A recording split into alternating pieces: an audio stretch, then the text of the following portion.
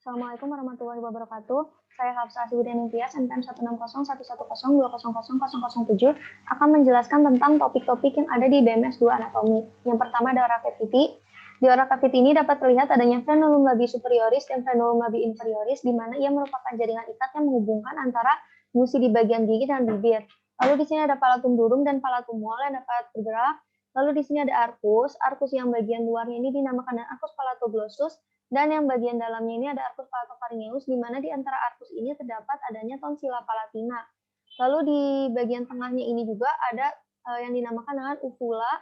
Lalu otot-otot yang terdapat di oral cavity ini yang bisa terlihat ada otot buccinator dan otot platysma yang membantu dalam membentuk oral cavity.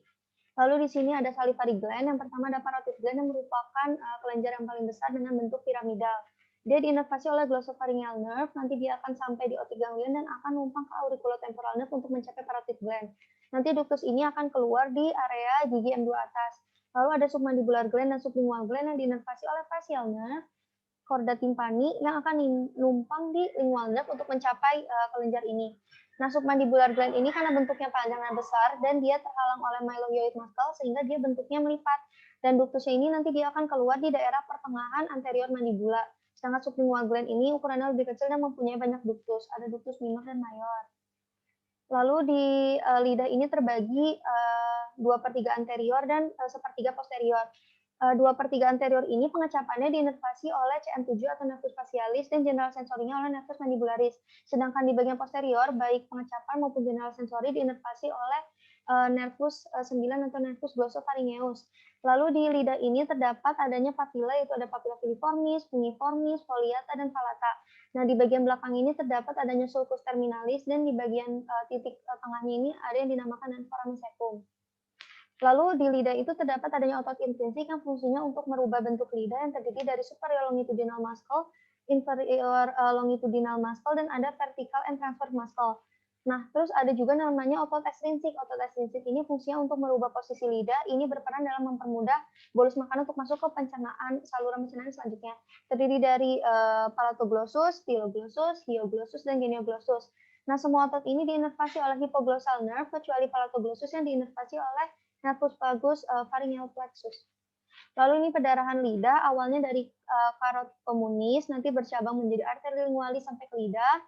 Nanti dia akan kembali lewat vena, ada vena diphingal vein, ada dorsalis lingua vena, terus nanti dia akan bermuara di internal jugular vein yang akan kembali ke jantung.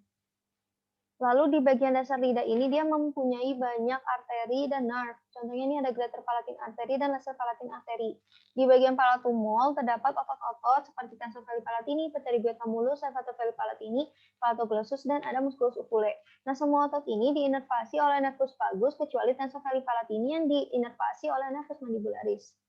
Lalu topik kedua ada cardiovascular system. Di sini terlihat adanya mediastinum, ini merupakan rongga toraks yang terletak di antara paru-paru. Nanti dia akan dibagi menjadi beberapa ruangan. Dan jantung juga dia dilapisi oleh selaput yang dinamakan dengan perikardium. Lalu terdapat adanya vena cava superior dan vena cava inferior di bagian jantung. Nanti dia akan masuk ke atrium kanan, nanti masuk sampai ventrikel kanan dan akan keluar ke left pulmonary artery. Nanti dia masuk ke paru dan terjadi pertukaran gas, nanti keluar lewat pulmonary vein dan akan masuk kembali ke atrium kiri, ke ventrikel kiri, nanti akan keluar di aorta. Aorta ini mempunyai 3 cabang besar, ada branchiocephalic trunk, ada left common carotid artery, dan ada left subclavian artery. Nah, nanti si branchiocephalic trunk ini terbagi 2 lagi, ada right subclavian artery dan ada right common carotid artery. Nah, kalau subclavian arteri itu nanti dia memperdarahi upper limb, sedangkan common carotid artery dia akan memperdarahi bagian kepala dan leher. Tapi nanti di bagian subclavian arteri ini nanti dia akan bercabang lagi. Ada yang dinamakan dengan thyrocervical trunk yang nanti akan bercabang lagi menjadi vertebral artery. Nanti vertebral artery ini nanti dia akan masuk ke transverse foramen cervical vertebrae dan akan masuk ke cranial cavity. Nanti ini akan bercabang menjadi left and right vertebral artery. Nanti akan menyatu menjadi basilar artery dan akan membentuk circle of Willis.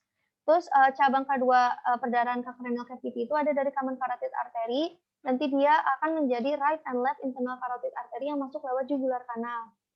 Lalu ini ada drainase vena otak yang isinya adalah sinus. Sinus ini berisi cerebrospinal fluid yang isinya untuk fungsinya untuk merendam spinal cord untuk menghindari adanya kerusakan. Di sini ada superior sagittal sinus, inferior sagittal sinus, dan ada transverse sinus. Nah, dia ini membentuk sebuah anyaman. Di sini ada anyaman, ini yang dinamakan dengan cavernous sinus. Nah, cavernous sinus ini nanti pokoknya cairan-cairan yang ada di otak nanti akan dikumpulkan oleh superior petrosal sinus. Nanti dia akan dibawa keluar oleh sigmoid sinus melewati jugular foramen. Nanti di sini akan bercabang menjadi right or left internal jugular vein. Nanti dari sini baru keluar menjadi vena. Lalu ini bagian orbit. Orbit itu awalnya dari internal carotid artery, bercabang menjadi ophthalmic artery. Nanti dia akan bercabang lagi menjadi central artery of retina, ada lacrimal artery, lalu ada supraorbital artery dan supratrochlear artery.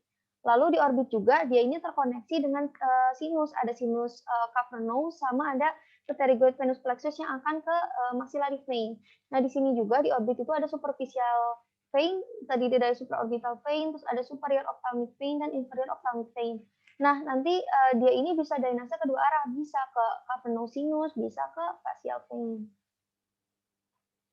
Lalu ini bagian scalp dan wajah. Scalp itu dia terdiri dari dua cabang, ada internal carotid artery yang akan bercabang menjadi ophthalmic artery. Nanti dia bercabang lagi jadi supratrochlear artery dan supraorbital artery. Lalu ada juga lacrimal artery.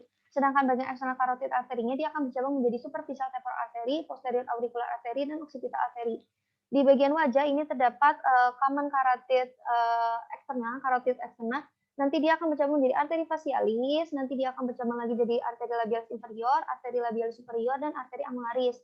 Lalu di sini juga terdapat arteri maxillaris yang akan bercabang menjadi arteri infraorbitalis, lalu ada arteri inferior alveolar sama arteri mentalis.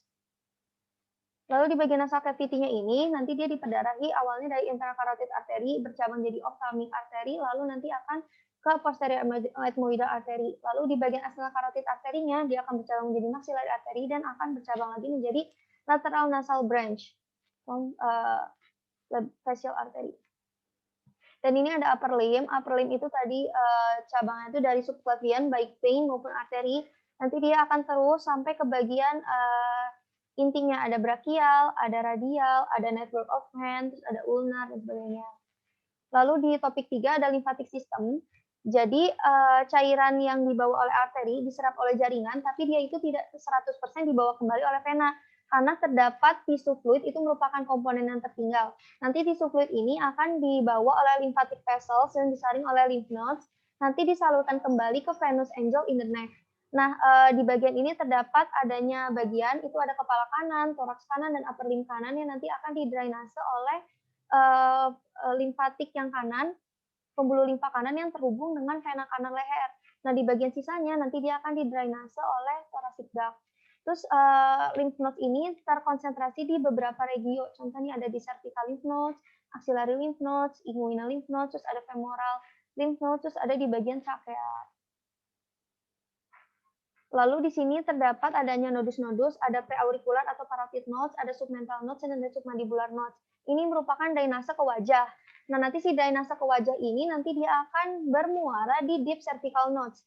Lalu ada occipital nodes dan ada mastoid nodes. Ini merupakan drainase ke scalp akan bermuara di superficial cervical nodes. Lalu terdapat juga adanya jugulo-omohyoid nodes. Ini merupakan nodes yang drainase limfatiknya dari lidah. Dan ada juga jugulodigastric node yang drainase limfatiknya ini dari tonsil. Nah, tadi ini ada superficial cervical nodes. Nanti ini tempat muara yang akan ujung-ujungnya juga bermuara ke deep cervical nodes ini. Nanti deep cervical nodes ini akan bercabang menjadi dua. Yang kanan itu menjadi right lymphatic duct, yang kiri menjadi thoracic duct. Sekian, terima kasih pembahasan dari saya. Ini referensi yang saya gunakan. Wassalamualaikum warahmatullahi wabarakatuh.